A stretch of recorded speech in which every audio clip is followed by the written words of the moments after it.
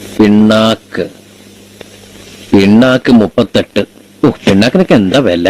ആവശ്യത്തിന് തലയിലുണ്ടല്ലോ, അതെടുത്ത് പശുവിന് കൊടുക്കണ നല്ലത്.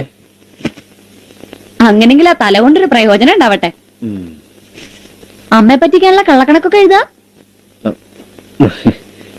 നീ എന്തിനാ വേണ്ടാത്ത കാര്യങ്ങളൊക്കെ ശ്രദ്ധിക്കണേ? ദൈവമേ, ഇനിയെങ്കിലും ഒരു പെണ്ണിന് ചൊവ്വാദോഷം വരുത്തരുതേ. എത്ര നല്ല കല്യാണാലോചനകളാ വന്നത്, എല്ലാ സർക്കാർ ഉദ്യോഗസ്ഥര്.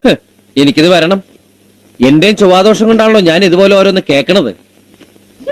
എടി നന്ദി വേണോടി, നന്ദി.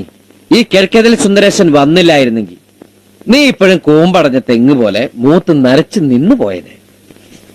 അന്ന് നിന്റെ അച്ഛൻ കൃഷ്ണൻ. ഓ, ഇപ്പോഴും എന്റെ അച്ഛൻ കൃഷ്ണൻ തന്നെയാ. ആ കൃഷ്ണൻ, കാട്ടുവള്ളി കൃഷ്ണൻ നിന്റെ മുഖത്ത് നോക്കി പറഞ്ഞു, നീ ചത്താലും മറക്കരുത്. എന്നോട് ആരും ഒന്നും പറഞ്ഞിട്ടില്ല. പറഞ്ഞു.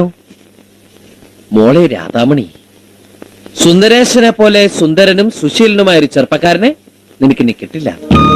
അയ്യടാ സുന്ദരൻ കണ്ടേച്ചാലും മതി.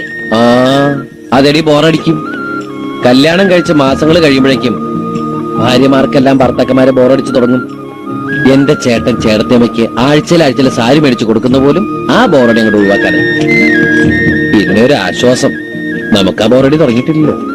ഇക്കണക്കിന് പോയാൽ എനിക്ക് പെട്ടെന്ന് ബോറടിക്കും. എങ്കിൽ എന്റെ ജീവിതം ഇതുപോലൊരു സാരി തുമ്പിൽ ഞാൻ അവസാനിപ്പിക്കും. വെറുതിരിക്കുമെന്ന് ഓർത്തു.